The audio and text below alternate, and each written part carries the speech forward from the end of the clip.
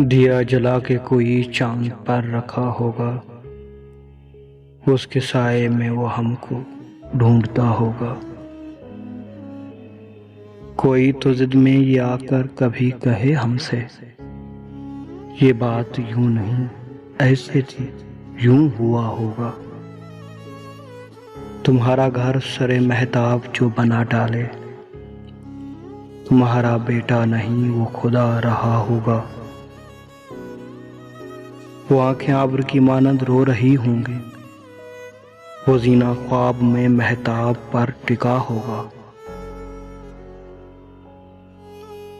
ये क्या जरूरी है आंखों में देर तक रहना, ख्याल आप ही तस्वीर बन गया होगा। सुनहरे पिंजरे की अपनी ही हैसियत होगी, परिंदा खुश है मगर खूब चीखता होगा। कहा है एक नजूमी ने तुम मिलोगे हमें, जमीन से चांद तलक एक रास्ता होगा। खुदा करे कि बहुत जल्द तुमको देख आए, तुम्हारे घर में अब एक फूल खिल उठा होगा।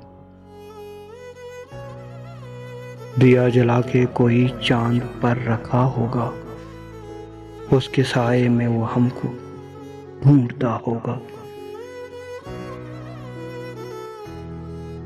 दोस्तों, अगर हमारी वीडियो आपको पसंद आई है तो हमारे चैनल को लाइक करें, सब्सक्राइब करें और बेल आइकन को प्रेस करें ताकि हमारी नेक्स्ट वीडियो आप तक पहले पहुंच सके। वस्सलाम।